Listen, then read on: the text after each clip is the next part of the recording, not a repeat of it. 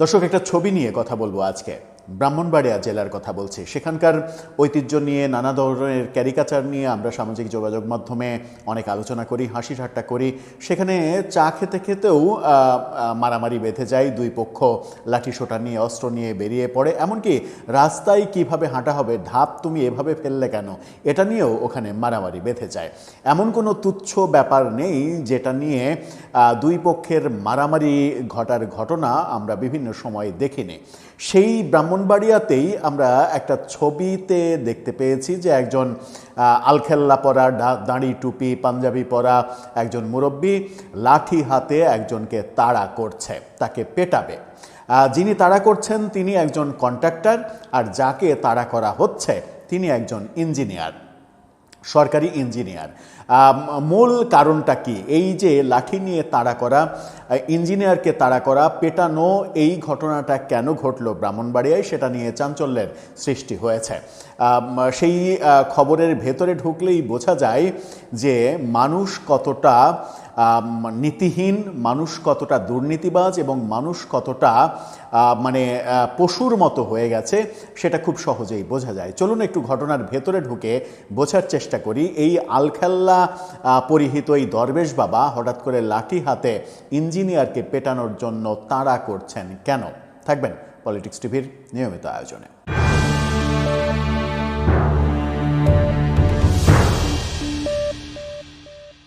দর্শক, বলছিলাম ব্রাহ্মণবাড়িয়ার একটা ছবির কথা। গণমাধ্যমে সেই খবরটা এসেছে এবং গণমাধ্যমের খবর বিস্ময় সৃষ্টি করেছে। প্রথমে শিরোনামটা দেখে নিন। ডিবিসি নিউজ বলছে, ব্রাহ্মণবাড়িয়ায় রাস্তার কাজে অনিয়মে বাধা, প্রকৌশলীকে বাঁশ নিয়ে ঠিকাদারের ধাওয়া।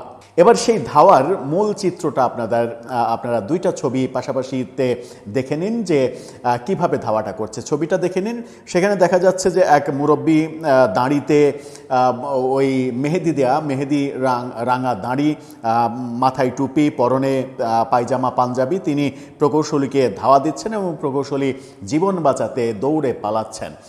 এই জীবন বাঁচাতে দৌড়ে পালানো একজন মুরব্বীর এই তাড়া করাতে এর পেছনে কারণ কি? হয়তো সেই প্রকৌশলী ওই এলাকার না, এটা নিশ্চিত, এবং তিনি ব্রাহ্মণবাড়িয়ার ঐতিহ্য সম্পর্কে জানেন। একটা লাঠির জায়গায় হয়তো এরপরে শত শত লাঠি আসবে, যে কারণে তিনি আগেভাগে ভয়ে পালাচ্ছেন। ঘটনাটা কি? ঘটনাটা হচ্ছে, ব্রাহ্মণবাড়িয়ার নবীনগরে সড়ক নির্মাণ কাজের মান নিয়ে প্রশ্ন তোলায় এক উপসহকারী প্রকৌশলীকে লাঞ্ছিত করার এই অভিযোগ উঠেছে স্থানীয় প্রভাবশালী ঠিকাদারের বিরুদ্ধে। এই ঘটনার পর অভিযুক্তকে 24 ঘন্টার মধ্যে গ্রেপ্তারের নির্দেশ দিয়েছেন স্থানীয় সংসদ সদস্য অ্যাডভোকেট এম মান্নান। স্থানীয় সরকার প্রকৌশল অধিদপ্তর এলজিইডি সূত্রে জানা যায়, উপজেলার মেরাকুটা বাজার থেকে শিবচর পর্যন্ত 4.5 কিলোমিটার সড়ক নির্মাণের কাজ পায় রাজশাহীর বরেন্দ্র কনস্ট্রাকশন লিমিটেড নামের একটা প্রতিষ্ঠান। 14,63,80,000 টাকা ব্যয়ের এই প্রকল্পটি স্থানীয়ভাবে তদারকি করছিলেন ঠিকাদার লোকমান হোসেন।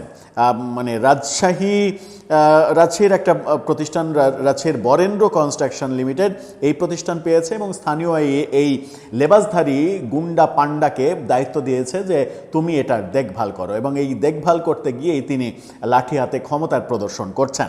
নির্মাণ কাজে নিম্নমানের সামগ্রী ব্যবহারের অভিযোগ ওঠায় সোমবার আজকে ঢাকা থেকে এলজিইডির একটি প্রতিনিধি দল ও স্থানীয় প্রকৌশলীরা প্রকল্প এলাকা পরিদর্শনে যান। পরিদর্শনকালে কাজের মান নিয়ে প্রশ্ন তোলেন উপসহকারী প্রকৌশলী মির্জা মোহাম্মদ তরিকুল ইসলাম।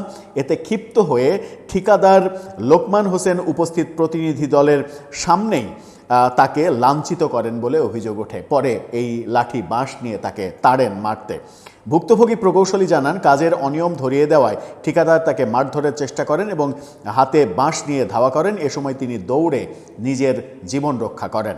ঘটনার পর নিজের নিরাপত্তা নিয়ে শঙ্কিত প্রকৌশলী তরিকুল ইসলাম বলেন, ঠিকাদার লোকমান অত্যন্ত প্রভাবশালী, মামলা করলে আমাকে প্রাণনাশের হুমকি দেওয়া হতে পারে। আমি নিরাপত্তাহীনতায় ভুগছি এবং দ্রুত সেখান থেকে বদলির চেষ্টা করছি।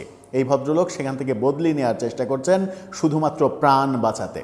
চিন্তা করা যায় যে বাংলাদেশটা কতটা অরাজকতার মধ্যে বসবাস করার একটা মানে কি উপযোগীই বলা যায়, উপযোগী মেটিকুলাস উপযোগী একটা দেশে পরিণত হয়েছে, যে দেশটাকে মবের দেশ বানিয়ে গিয়েছেন কদিন আগে প্রফেসর ইউনূস। এবং সেই মবতন্ত্র যে এখনও চলছে, যদিও ব্রাহ্মণবাড়ির ইতিহাস ভিন্ন, প্রফেসর ইউনূসের মানে এই রাষ্ট্রপ্রধান হিসেবে জন্মের আগেই এখানে মবতন্ত্র কায়েম এবং বিভিন্নভাবে এই সন্ত্রাসী কার্যক্রম আমরা সেখানে দেখি। উপজেলা নির্বাহী কর্মকর্তা মাহমুদুল হাসান জানান, ঘটনার খবর পাওয়া মাত্রই পুলিশ পাঠানো হয়েছে। সরকারি কাজে বাধা ও কর্মকর্তার উপরে হামলার বিষয়টি অত্যন্ত গুরুত্বের সঙ্গে দেখা হচ্ছে। এরকম গুরুত্ব আমরা সব জায়গাতেই দেখেছি। দুদিন আগে কুষ্টিয়াতে যে প্রকাশ্যে পীরকে মেরে ফেলা হলো, এখন পর্যন্ত 3 দিনে পুলিশ তাদের বিরুদ্ধে কোনো ব্যবস্থা নেয়নি। ওই দেখছে, তারাও দেখছে, পুলিশের ডিআইজি পর্যন্ত সেখানে গিয়ে সেই ব্যাপারগুলো দেখছেন, এরকম ভাষ্য আমরা শুনেছি। ব্রাহ্মণবাড়িয়া 5 আসনের সংসদ সদস্য অ্যাডভোকেট এম এ মান্নান তীব্র ক্ষোভ প্রকাশ করে বলেন, সরকারি কর্মকর্তার উপর এ ধরনের হামলা কোনোভাবেই বরদাস্ত করা হবে না। আমি পুলিশ সুপারের সঙ্গে কথা বলেছি, 24 ঘন্টার মধ্যে হামলাকারীকে গ্রেপ্তারের নির্দেশ দিয়েছে। এখন দেখার বিষয়, এই হামলাকারী এত সাহস কোত্থেকে পেল? তিনি কি ক্ষমতাসীন বিএনপির সদস্য, নাকি বিরোধী দল জামাতের সদস্য, যারা কিনা সরকারে না থেকেও সারা দেশে বহু জায়গায় এরকম ক্ষমতার প্রভাব দেখাচ্ছেন বলে বিভিন্নভাবে বিভিন্ন দিক থেকে অভিযোগ আসছে।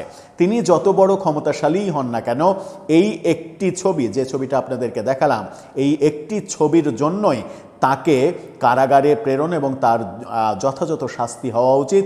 এবং সারা দেশে এই কন্ট্রাক্টরদের নিম্নমানের কাজের যে নজির আমরা দেখি বিভিন্ন সময়, তারই একটা সর্বশেষ নজির আমরা দেখলাম। যখনই কোনো রাস্তার দায়িত্ব বিদেশিদের হাতে থাকে, কিংবা যখনই কোনো রাস্তার দায়িত্ব আর্মিদের হাতে থাকে, তখন সেই কাজটা খুবই ভালোভাবে হয়।